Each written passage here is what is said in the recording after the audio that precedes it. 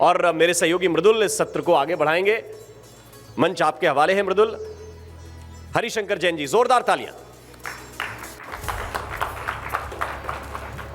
धन्यवाद राम।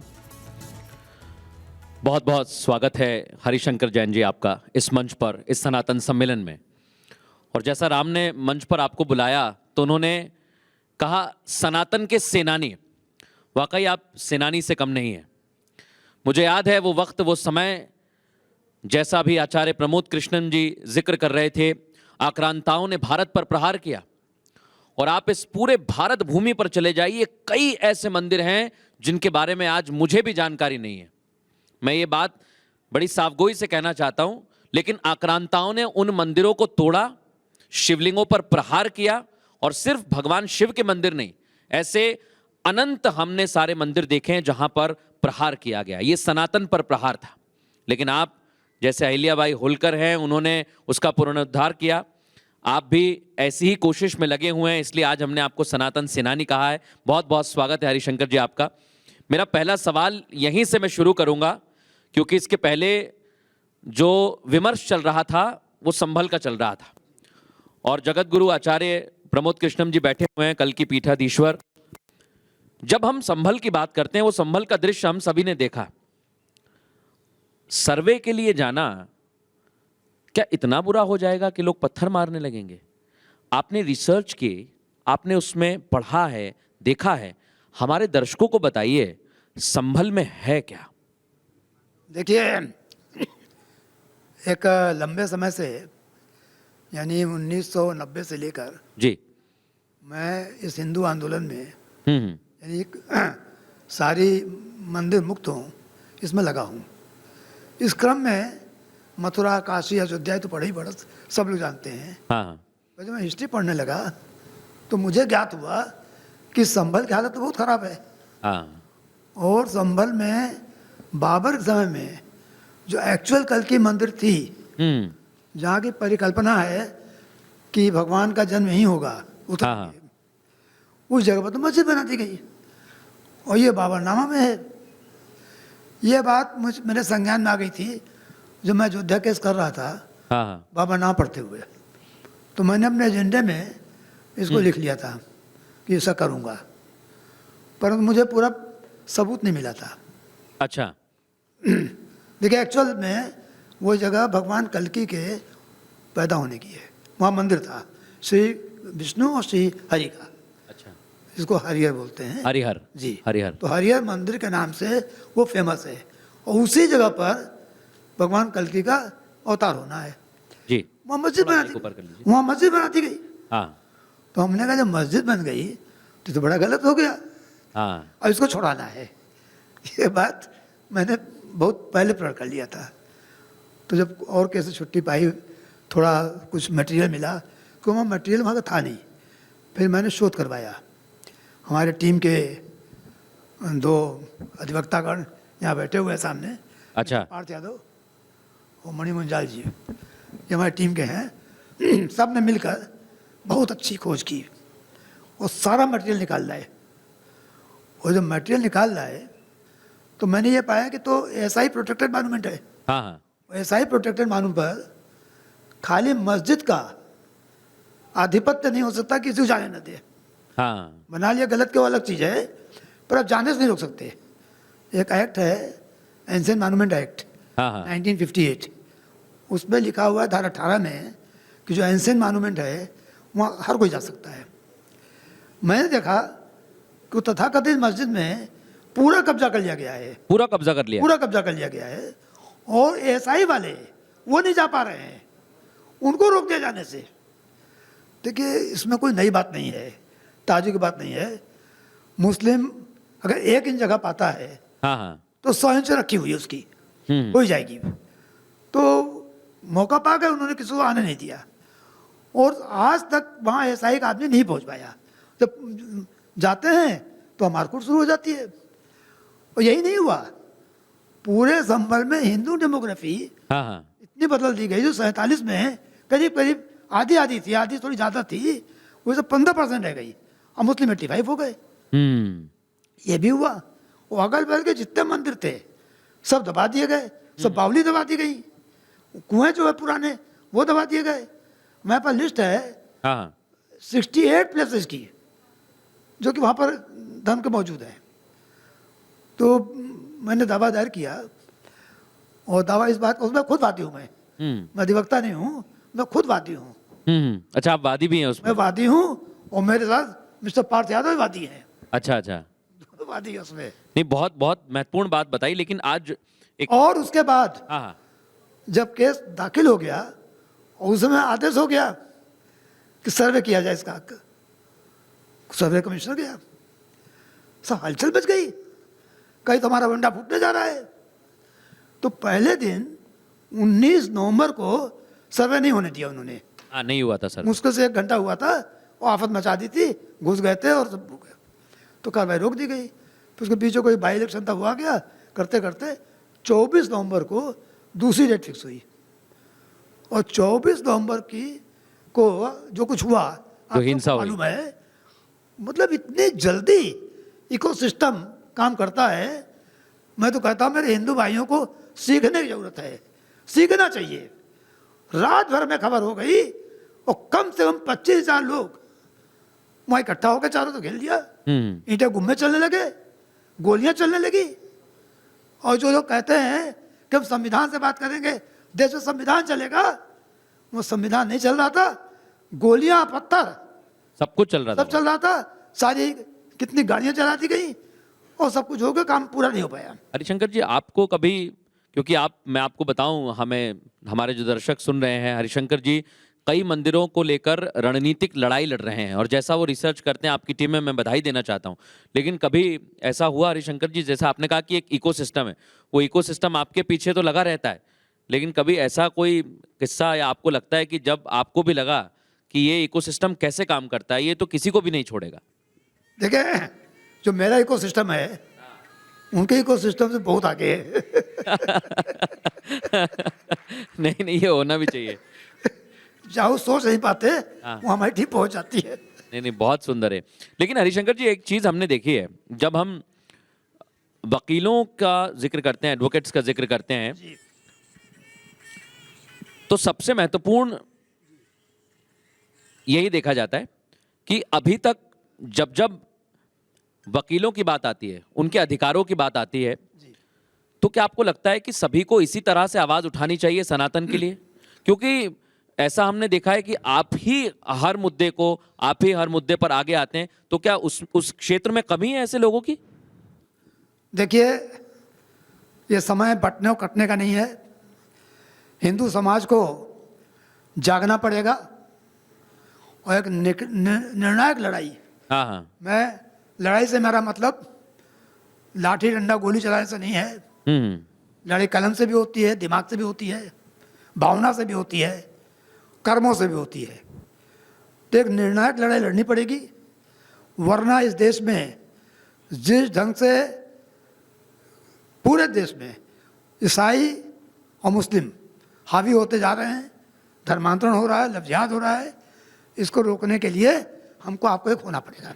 लेकिन सबको हरिशंकर, चढ़ना पड़ेगा। हाँ हाँ, मैं बिल्कुल आपकी बात से सहमत हूं, लेकिन इस बात में मैं एक कदम और आगे बढ़ाता हूं, और मेरा आपसे प्रश्न ये है कि जब जब धर्म की बात आती है, मंदिरों का आप उदाहरण ले लीजिए, जिनका आज भी अदालत में केस चल रहा है। राम मंदिर का फैसला अदालत से आया है, ज्ञानवापी का चल रहा है, संभल का पहुंच चुका है, और धार में चले जाइए आप, भोजशाला का मुद्दा चल रहा है, बता रहा था। मदुरई का दीपक विवाद चल रहा है। मैं सिर्फ ये कह रहा हूं, धर्म और कानून जब जाए तो प्राथमिकता किसे दी जानी चाहिए, ये बहुत महत्वपूर्ण है। देखिए, ऐसा है कि हम लोगों ने मिलकर, जी मैं सभी से निवेदन कर रहा हूं कि मेरी किसी बात को यूँ मत लीजिए कोई मैं आत्मश्लाघा कर रहा हूं, हाँ हाँ या कोई जो रिकॉर्डेड उतनी बात बता रहा हूं।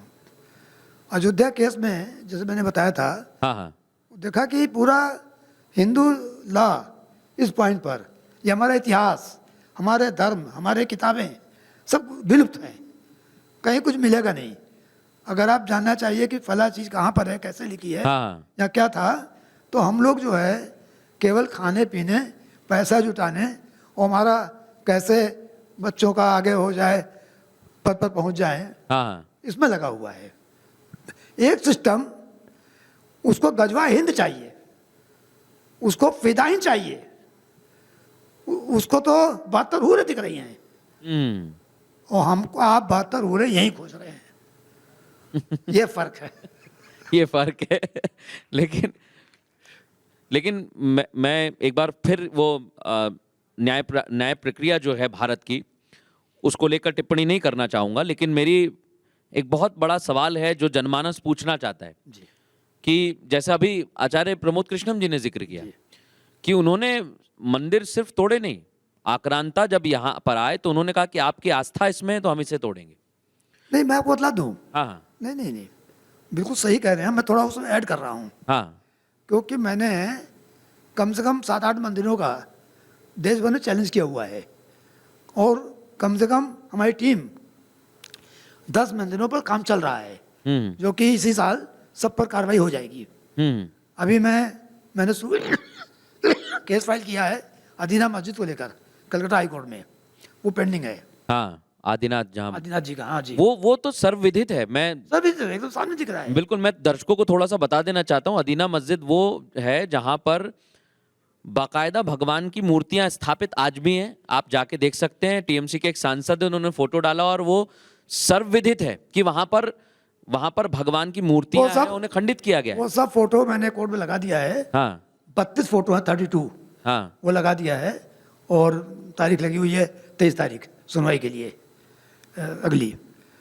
उस तो ग्वालियर में वहाँ पर विजय मंडल हाँ मंदिर है, बिल्कुल सामने मूर्तियां दिख रही हैं, एकदम सामने दिख रही हैं, और मस्जिद है भी नहीं, कहीं कुछ नहीं है, पर चूंकि उन्होंने एक बार कह दिया था कि मस्जिद है, आज किसी गवर्नमेंट की आज तक हिम्मत नहीं हुई कि हिंदुओं को जाने दें वहाँ। ये तो वक्फ बोर्ड वाली बात हो गई, कह देने भर से हो गए। जी, और वहाँ भी मैंने केस दाखिल किया है, और नोटिस जारी हो चुकी है, और सुनवाई चल रही है उसकी भी। मैं आपका ध्यान एक जगह और आकर्षित करना चाहूंगा। भोजशाला जा रहा था। हाँ हाँ, भोजशाला, और मध्य प्रदेश में ही धार के पास है ओंकारेश्वर। जी हाँ, बता। ओंकारेश्वर में भी ऐसे ही आक्रमण हुआ था। भोजशाला मैं सुनता था, भोजशाला में राजा भोज ने 11वीं शताब्दी बनवाया था। हाँ माँ सरस्वती का मंदिर था।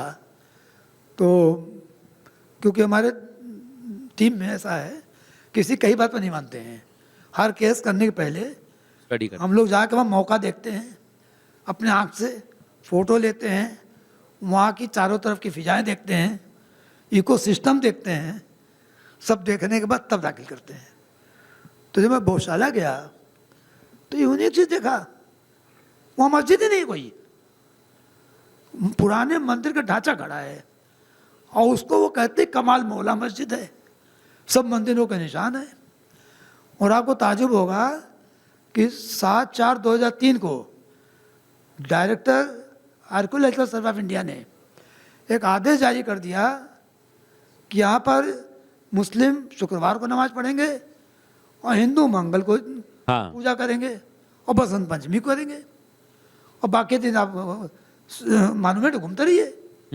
यानी हिंदुओं को पूजा का अधिकार और उसको मंदिर का स्थान नहीं दिया, जबकि वहाँ पर खुदाई हुई थी पहले, प्रचुर मात्रा में मूर्तियाँ मिली थी।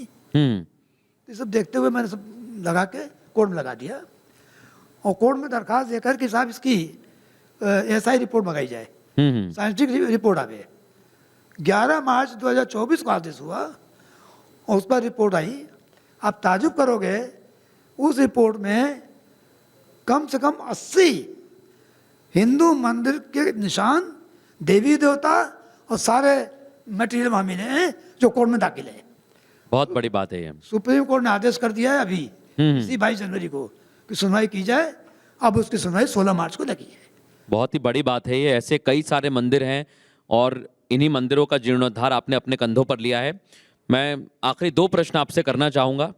एक मेरा प्रश्न है राम मंदिर को लेकर। राम मंदिर में आपकी बहुत बड़ी भूमिका रही, लेकिन उससे पहले मैं जवाब चाहता हूँ ज्ञानवापी को लेकर, क्योंकि ज्ञानवापी में जो सर्वे हुआ वो सभी ने देखा, सभी के फोन्स तक वो पहुँचा है। मंदिर के जो साक्ष्य कहे गए हैं, रिपोर्ट हमने पढ़ी है, उसमें कई जगह स्वास्तिक के निशान हैं और कई जगह ऐसे निशान हैं जो सनातन संस्कृति को, परंपरा को बताते हैं। तो ये विवाद कब तक चलेगा? मैं फिर आपसे पूछना चाहता हूँ, धर्म और कानून में कैसे प्राथमिकता दी जाए ताकि इन विवादों को सुलझाया जाए और जो जिसका है उसे मिले? देखिए, जब तक जनता में बल नहीं होगा और जनमानस तैयार नहीं होगा अधर्म से लड़ने के लिए, हाँ हाँ। तब तो कोई भी सरकार हो वो आपको साथ नहीं देगी। जब जनता में शक्ति होगी कि अगर वहाँ इतना बड़ा नुकसान होगा तो हम सड़कों पर आ जाएंगे तो सरकार चलने नहीं देंगे, सब मामला सही हो जाएगा। श्रीनगर में जो हमारे पुराने भाई लोग जानते हैं, 1964 की बात है, एक मोहम्मद साहब के बाल को लेकर पूरे देश में हंगामा हो गया था। हाँ हाँ। वो कहा गया कि बाल खोज लिया गया। मैं पूरी कहानी नहीं बता रहा हूँ, और इसलिए कि सारे पूरे देश का इकोसिस्टम उनका एक हो गया था। देखिए, आज जैसे अभी यूसीजी कानून पर आज हिंदू समाज का एक वर्ग कितनी तेजी से एकजुट हुआ है, मंदिर के लिए नहीं होता है। मैं बात इसकी नहीं कर रहा हूँ किसी के पक्ष या विपक्ष की, बात वही एक होने की। पर क्या बात है कि जब वहां शिवलिंग निकला काशी विश्वनाथ में, हाँ हाँ। तो जनता को सड़कों पर होना चाहिए था कि भगवान भोलेनाथ का हम दर्शन करेंगे, आज ही से करेंगे, नहीं हटेंगे, चला लीजिए गोली। अब लोग चाहते हो कि आप दर्शन करो, मंदिर ही बन जाए और सड़क पर भी ना आना पड़े, प्रयास भी ना करना पड़े, तो कैसे होगा? टाइम लगेगा फिर। जिस दिन हिंदू इकोसिस्टम एकता आ जाएगी, और एकता इस बात की आएगी कि अगर एक हुंकार होगी कि मंदिर हमें वापस चाहिए, तो फिर उसमें से समाज का कोई आदमी उसके अगेंस्ट नहीं बोलेगा। पर होता क्या है, कुछ सेकुलर निकल आते हैं, कह देखिए हिंदुओं में मतभेद हो गया है। अरे मतभेद उनका हुआ है जो वामपंथी इतिहासकार हैं, हाँ। वामपंथी हैं, जो हिंदू के नाम पर कलंक हैं, जो देश में रहने के बाद देश के खिलाफ काम कर रहे हैं, वो निकल आए हैं। पर माहौल बन जाता है पूरे देश में कि नहीं, हिंदू बढ़ गए हैं, और धीरे धीरे ऐसी तरकीब की जाती है, कभी जाति के नाम पर, कभी किसी नाम पर, कि हिंदू को कटना बढ़ना पड़ता है। हम सबको इस बात पर सजग रहना पड़ेगा कि हिंदुत्व के नाम पर हम समझौता नहीं करेंगे और हमेशा आगे रहेंगे। अभी आप देखिए, मैं सुनता रहता हूँ, आज अखबारों में आता है, लोग बताते हैं, रोज दसियों फोन मेरे पास आते हैं कि साहब मेरे घर में ऐसा हो गया, मेरी लड़की के साथ ऐसा हो गया, लव जिहाद चल रहा है, सब लोग लव जिहाद के शिकार हो रहे हैं। क्यों हो रहे हैं? इसलिए कि आपने धर्म की शिक्षा देना बंद कर दिया, हमने शिक्षा देना बंद कर दिया। वेद पुराण शास्त्र घर में नहीं पढ़ाए जा रहे हैं, अब केवल वो हमटी डमटी शैतान दीवाल और दुनिया की कहानियां और इसे पढ़ाई जा रही हैं। आज पूरे शिक्षा या तो क्रिश्चियन मिशनरी स्कूल के हाथ में है, हाँ या मदरसों में है, हिंदी से है कहाँ? हाँ। और जो हमारे धनाढ्य लोग हैं, जो कि स्कूल चला सकते हैं, जो कि समाज को दे सकते हैं, वो तो ये देखने व्यस्त हैं कि आगे आने वाले समय में बिल्कुल इतना बना दो कि मेरी संतानें खाएं, आराम से खाएं, स्कूल जाने मतलब नहीं है। क्यों नहीं? मदरसे कितने बन रहे हैं, अगर आप देखें पूरे देश में कितने मदरसे बन गए, बनते जा रहे हैं, मस्जिदें बनती जा रही हैं। और इसके लिए मुझे लगता है कि समय, आपने जो कहा है कि हम सभी को एक होना होगा, और स्वामी दीपांकर जी भी हमारे बीच में हैं, वो इस बात को हमेशा श्रेष्ठता से उठाते रहे हैं कि आप सभी को साथ में रहना होगा। दीपांकर जी को दिल से बधाई देता हूं, और मैं उनका कितना बड़ा भक्त उनको नहीं मालूम होगा, कि अनूठा कार्य कर रहे हैं। अभी जाति तोड़ो वाला काम, हाँ, जो सबसे मुश्किल काम है, उस काम को मैं दीपांकर जी हाथ में रखा है। बिल्कुल, वो जोड़ने का काम कर रहे हैं, और ये काम आसान नहीं होता है। और मैं ईश्वर प्रार्थना करूंगा कि उनको भगवान शक्ति दे कि इतना बड़ा काम वो कर जाए, तो समझिए कि जो काम 1924 में आज समाज नहीं कहता इनको करने का, हाँ, वो से आपको लेके बहुत। और मुझे लगता है कि जैसा स्वामी दीपांकर कर रहे हैं, वैसा ही कार्य आपने सनातन के क्षेत्र में किया है। हम जानते हैं कि हरिशंकर जी, आपने कई लड़ाइयाँ लड़ी हैं, लेकिन आप सनातन के सेनानी हैं, आप दीर्घायु हो, यही हम कामना करते हैं। बहुत बहुत धन्यवाद अपने विचार रखने के लिए। जय राम जी, जय श्री राम। जय।